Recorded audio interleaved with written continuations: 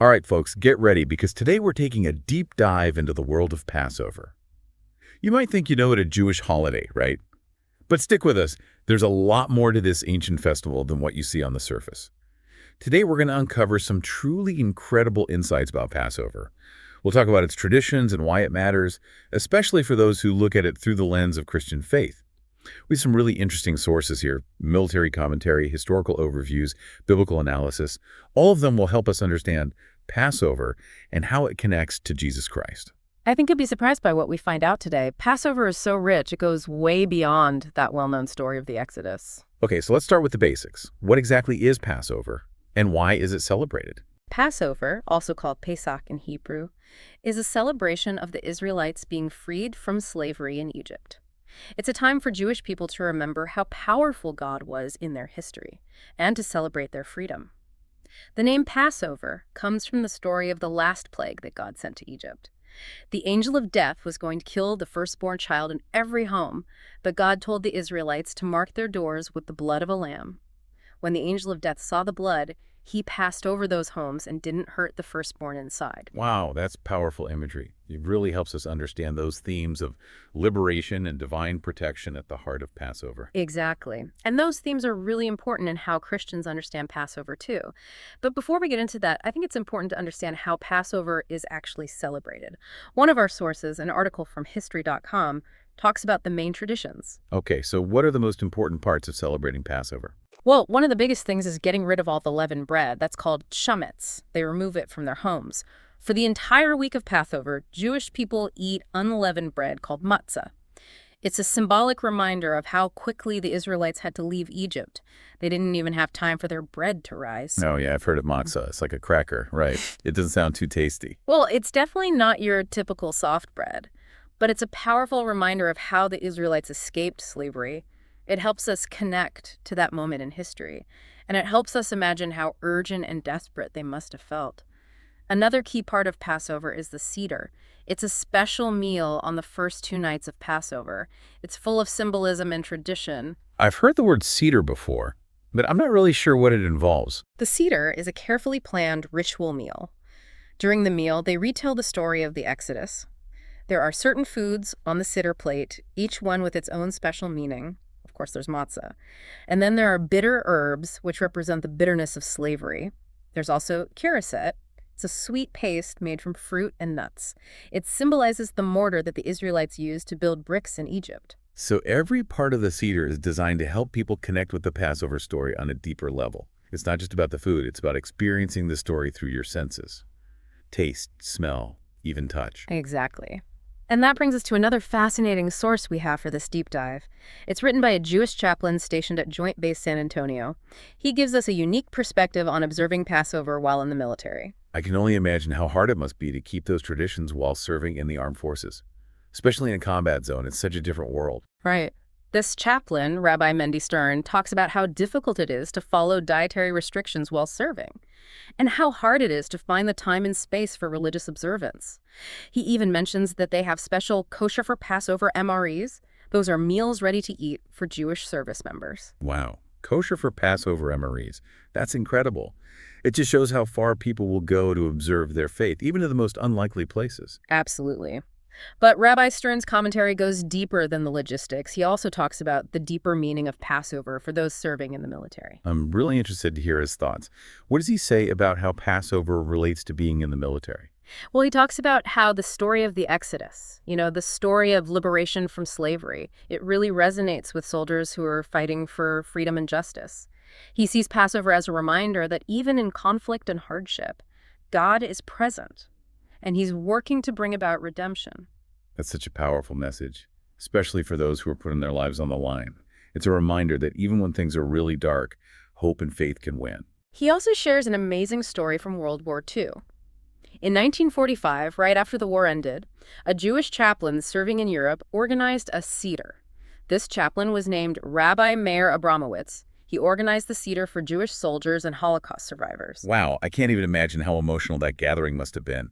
People who went through such awful suffering coming together to celebrate freedom and new beginnings. The chaplain describes the Seder as a moment of deep hope and resilience. It showed how strong faith can be. And it was a reminder that even when faced with incredible evil, the human spirit can overcome it. That story really shows how Passover is about finding hope and celebrating freedom, even when things are really tough. It reminds us that people are resilient and that faith can help us get through any challenge. It's a message that goes beyond any one religion. It speaks to the universal desire for freedom and a better future. But now, let's change gears a little and explore how Passover is understood in the Christian faith. Okay, this is where I think things get really interesting. I know Christians see Jesus as the fulfillment of the Passover lamb, but I don't really understand the connection. Well, one of our sources, an article from the Gospel Coalition, explains exactly that. It explains how Jesus Christ fulfills the meaning of Passover, and it gives us a deep understanding of salvation through his sacrifice. So how do Christians connect Jesus to the Passover lamb? The article points out a few key things. First, the timing is important. Jesus was crucified during Passover week. And the Last Supper, the one that happened the night before he was arrested. It's believed to have been a Passover meal. So the things that happen in Jesus' life and death are directly tied to the Passover timeline. Right. But the symbolism goes even deeper than that. Think about the blood on the doorposts during the Exodus. That blood protected the Israelites from the angel of death. In the Christian understanding, the blood of Jesus, the blood he shed on the cross, symbolizes protection and salvation. It symbolizes protection from sin and spiritual death. So the Passover lamb's blood is like a foreshadowing of Jesus' sacrifice and the salvation he offers through his blood. That's quite a parallel. Exactly. It's a powerful connection. It emphasizes the Christian belief that Jesus is the ultimate sacrifice for the forgiveness of sins. The article even talks about this idea called salvation through substitution. Think of it this way. The Passover lamb, a lamb without any flaws, represents a sacrifice made to protect the Israelites. Christians believe that Jesus' sacrifice on the cross is the ultimate act of substitution. It offers protection and forgiveness from sin. He takes the place of humanity. He bears the consequences of sin so that we can be reconciled with God. Okay, that makes a lot more sense. So the Passover lamb foreshadows Jesus' sacrifice, and through his death and resurrection, he offers a new kind of liberation, freedom from the bondage of sin. Exactly. It's a deep theological concept, but it's at the heart of how Christians view Passover in light of their faith in Christ. We are saved not by our own efforts, but through the sacrifice of Jesus. And this idea of substitution is also hinted at in the Old Testament Passover, right? Yes. The Israelites were told to sacrifice a lamb without any flaws, a symbol of purity and innocence, to atone for their sins.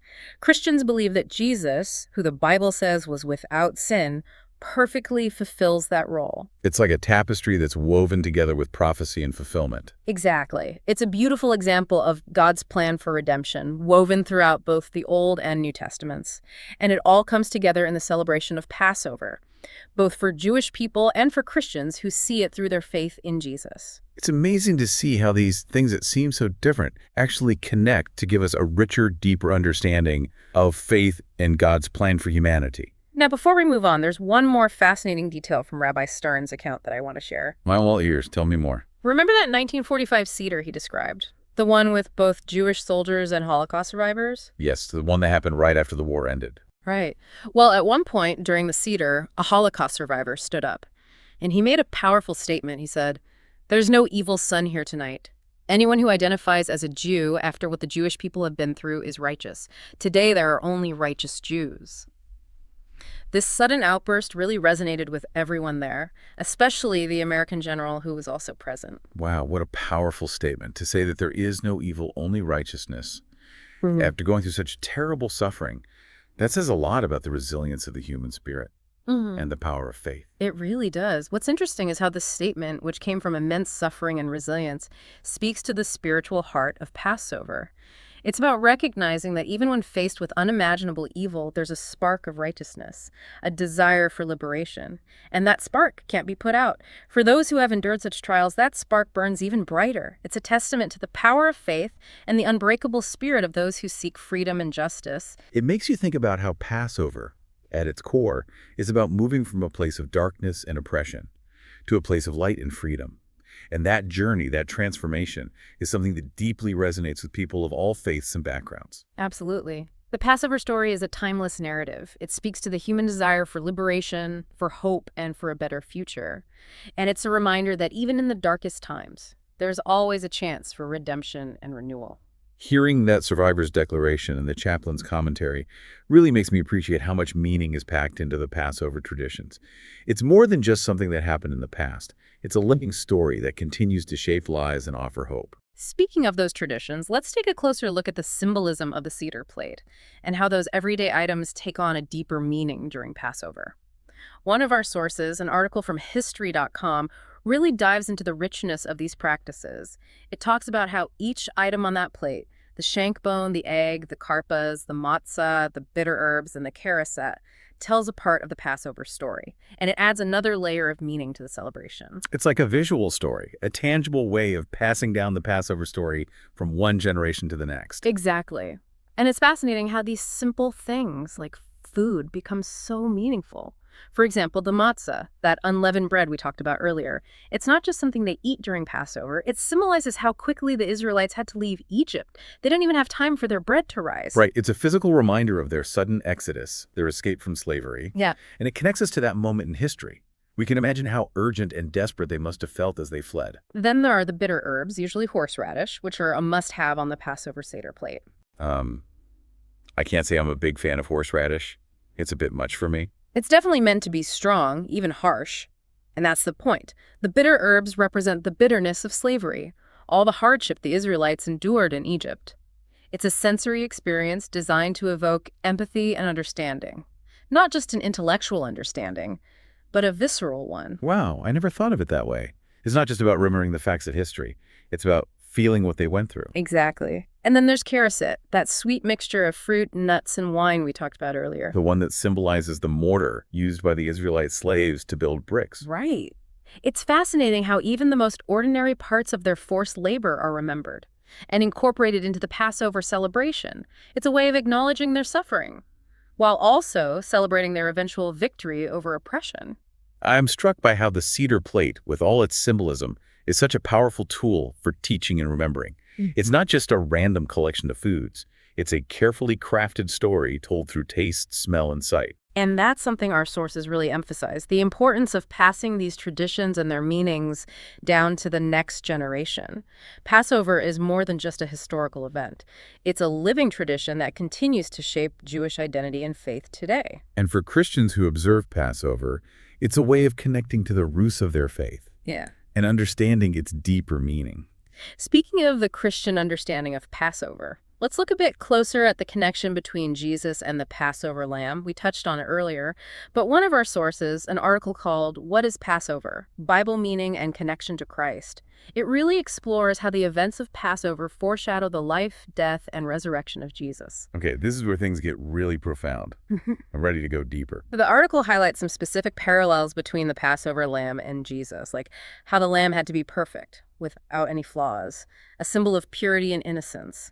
And Christians believe that Jesus, being without sin, perfectly embodies that. Right, we talked about that earlier, how the Passover lamb is like a prefigure of Jesus' sacrifice. Yes. And the article goes on to connect the blood of the Passover lamb, sprinkled on the doorposts to protect the Israelites, to the blood of Jesus that was shed on the cross. It's that powerful image of protection and salvation. For Christians, Jesus' blood offers protection from sin and spiritual death, just like the lamb's blood protected the Israelites from physical death. The article even quotes several passages from the New Testament that emphasize this connection. I'd love to hear some of those. One that really stands out is from 1 Corinthians 5:7. It says, "For Christ our Passover lamb has been sacrificed." It directly links the Old Testament tradition with the Christian belief that Jesus is the ultimate sacrifice. Wow, that's a powerful connection. It directly calls Jesus the Passover lamb. It bridges the Old and New Testaments in such a profound way. And then there's 1 Peter 1:18-19. It describes Jesus' blood as precious, like that of a lamb without blemish or spot. It's emphasizing the value and importance of his sacrifice. These passages really show how, for Christians, Passover is deeply connected to their understanding of salvation through Jesus Christ. Absolutely. It's a beautiful example of how the Old Testament foreshadows and anticipates what happens in the New Testament.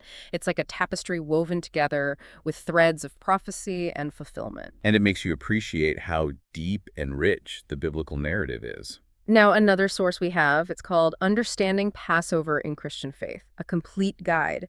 It offers some practical ways for Christians to celebrate Passover. Oh, that's interesting. I'd like to hear what they suggest. Well, one suggestion is to attend a Passover Seder. A lot of churches and Christian organizations host these traditional Jewish meals. They can give you valuable insight into the Jewish roots of Christianity.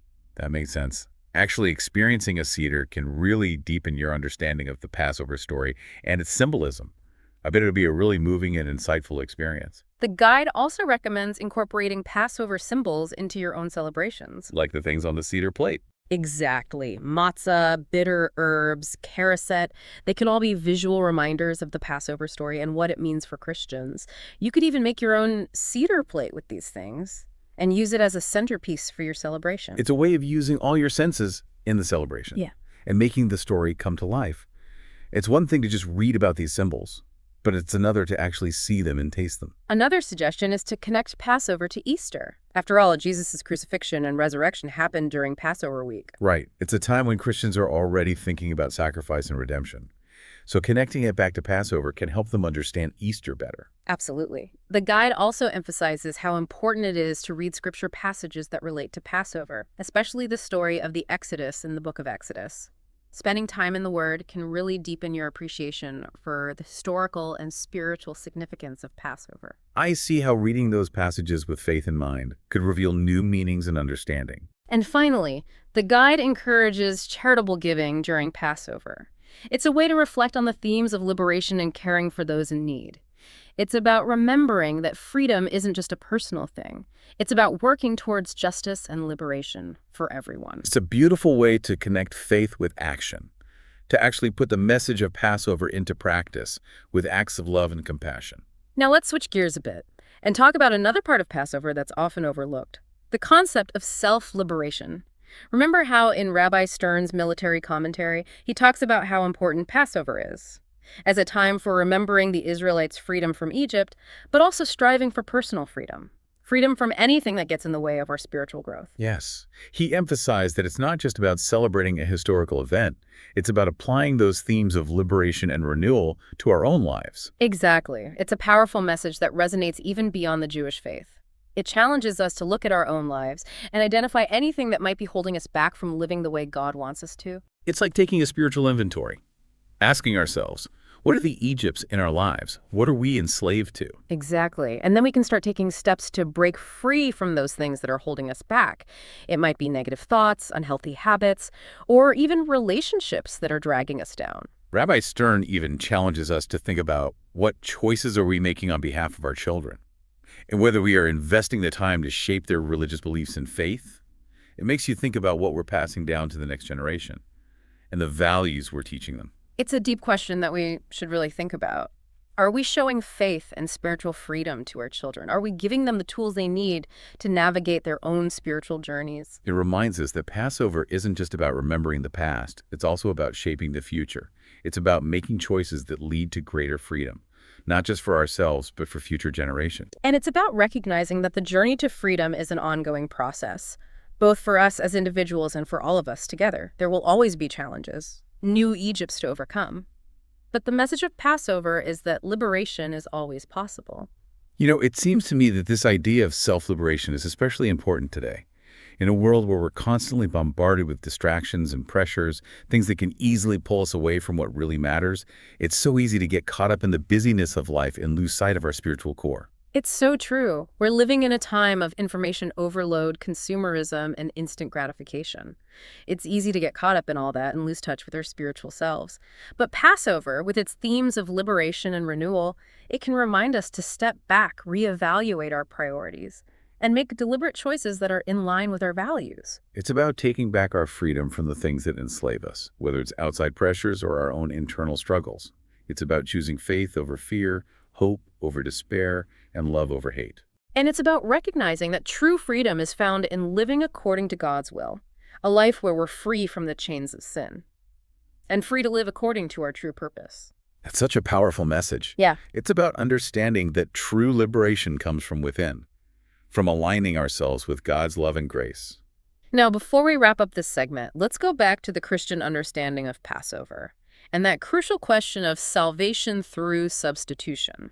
Okay, what more can we learn from our sources about this idea? One of the articles, How Jesus Fulfills the Passover, Salvation Through Substitution, it asks the listener a crucial question. Is his blood applied to you?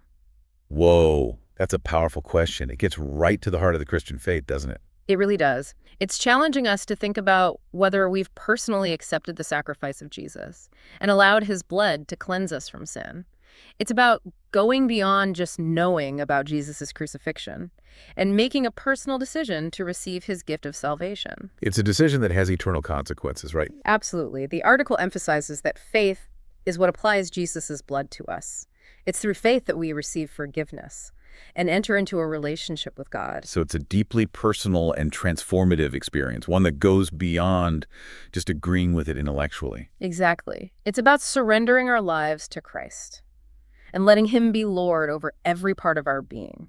It's in that surrender that we find true freedom. Freedom from sin, from guilt, and from the fear of death. It's the freedom to live a life of purpose, joy, and peace. It's the kind of freedom that Passover ultimately points to. And it's a freedom that's available to anyone who chooses to accept it. You know, it seems to me that Passover is more than just a historical event or a religious holiday. It's an invitation to experience true liberation, both in this life and in the life to come. It's an invitation to step out of the darkness of slavery, whether that's physical slavery, spiritual slavery, or even the slavery of our own bad habits and negative thoughts. It's an invitation to step into the light of freedom and redemption. And that invitation is open to all who are willing to receive it. Welcome back to our deep dive into Passover. We've talked about the history, the symbolism of the Seder, and what it means for both Jewish people and Christians. It's been quite a journey. And it feels like every time we peel back a layer, we find even more meaning and significance. It's true. And before we wrap up this deep dive, there's one more fascinating aspect I want to explore. We've talked about Jesus as the Passover lamb, the fulfillment of that ancient sacrifice.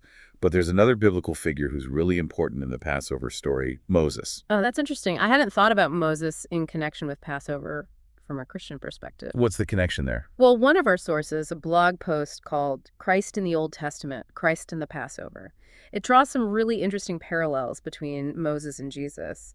The post points out that Moses, as the leader who freed the Israelites from slavery in Egypt, can be seen as a type of Christ who frees believers from the bondage of sin. I see what you mean. Both Moses and Jesus are liberators, leading their people out of oppression and into a new life of freedom. Exactly. And the post highlights several specific ways that Moses is like a foreshadowing of Jesus. For instance, Moses was called by God to lead the Israelites out of Egypt, just like Jesus was sent by God to redeem humanity. And both Moses and Jesus faced opposition and persecution in their missions. Pharaoh resisted Moses' efforts to free the Israelites, and Jesus was ultimately rejected and crucified by those who didn't like his message. It's a common theme in the Bible. Those who challenge the status quo often face resistance and suffering. That's true. And yet, despite the opposition, both Moses and Jesus stayed true to their calling, and they ultimately won. Moses led the Israelites to freedom, and Jesus, through his death and resurrection, conquered sin and death itself. It's amazing to see how those Old Testament stories foreshadow and anticipate what happens in the New Testament. It's like God is weaving a tapestry of redemption throughout history, with each thread adding to the beauty and complexity of the whole design. And speaking of weaving threads together, the post also points out a fascinating detail from Exodus 12. Remember how the Israelites were told to sprinkle the blood of the Passover lamb on their doorposts? Yes, it was a sign of protection, a way for the angel of death to pass over their homes. Well, the post suggests that this act of sprinkling blood foreshadows the Christian practice of baptism. Wow, I never would have made that connection. But now that you mention it, I can see the similarity. Baptism, for Christians, is a symbol of cleansing and new life. Just like the blood on the doorposts meant protection and a new beginning for the Israelites. Exactly. It's a beautiful illustration of how the rituals and practices of the Old Testament foreshadow the deeper spiritual realities revealed in the New Testament. It's amazing how these seemingly unconnected elements come together to create a richer, more complete picture of God's plan for us. Now, one more interesting thing from this blog post that I want to point out. It talks about the significance of the number 4 in the context of Passover. Okay, things are getting symbolic now. Tell me more about this. Well, the post emphasizes that the Passover lamb was supposed to be kept from the 10th day to the 14th day of the month, a period of 4 days. In the same way, Jesus entered Jerusalem 4 days before his death, which happened around Passover. It's interesting how even these small details about numbers seem to connect back to the Passover story and how it foreshadows Jesus' life and ministry. It's like a secret code waiting to be cracked. Exactly. It adds another layer of depth and meaning to the Passover story. It invites us to see God's hand at work even in the tiniest details. As we're getting to the end of this deep dive, I'm amazed by how much there is to discover in the Passover story. It's like peeling an onion. Every layer reveals new insights and connections. We've explored the history, the rich symbolism, and the deep theological implications, and I feel like we've only just begun to understand it. You're right. But I hope we've given you a glimpse of how rich and deep Passover is. It's historically significant, it's spiritually powerful, and it's still relevant for both Jews and Christians today. Absolutely. And I hope we've encouraged our listeners to keep exploring, to keep digging deeper into the Passover story, and to discover the profound truths it holds for each of us. Whether you're celebrating Passover for the first time or you've been observing it for years, there's always something new to learn, always another layer to uncover. So as we wrap up our deep dive into Passover, we want to leave you with this thought. How can you apply the themes of liberation, sacrifice, and renewal, which we find in this ancient festival, to your own life? What are the Egypts you need to break free from? What sacrifices are you being called to make? And how can you embrace the promise of new beginnings that Passover offers? These are questions worth thinking about, and as we've seen today, the answers might surprise you. Thanks for joining us on this journey of discovery. We'll see you next time for another deep dive. Welcome back to our deep dive into Passover. We've covered a lot of ground already: the historical context, the symbolism of the Seder, and what it means for both Jewish people and Christians. It's been quite a journey, and it feels like every time we peel back a layer, we find even more meaning and significance. That's right. And before we wrap up this deep dive, there's one more fascinating aspect I want to touch on.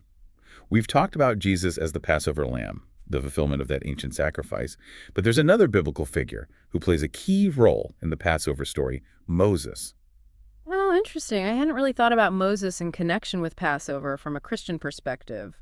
What's the connection there? Well, one of our sources, a blog post titled Christ in the Old Testament, Christ in the Passover, makes some intriguing comparisons between Moses and Jesus. Okay. It points out that Moses, as the leader who delivered the Israelites from slavery in Egypt, can be seen as a prefigure of Christ, who delivers believers from the bondage of sin. I can see that. Both Moses and Jesus are liberators, leading their people out of oppression and into a new life of freedom. Exactly.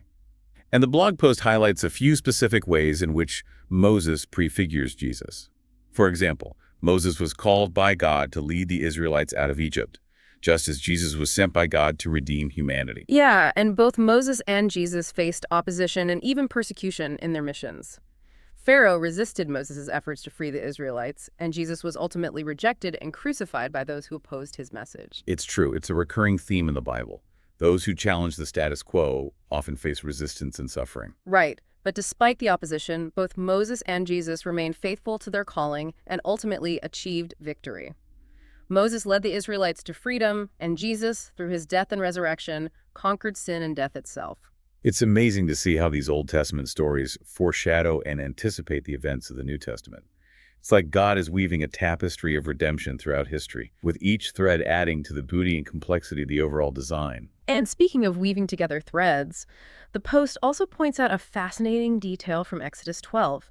Remember how the Israelites were instructed to sprinkle the blood of the Passover lamb on their doorposts? Yes, it was a sign of protection, a way for the angel of death to pass over their homes. Well, the post suggests that this act of sprinkling blood foreshadows the Christian practice of baptism. Wow, I never would have made that connection. It's interesting, right? But now that you mention it, I can definitely see the parallel.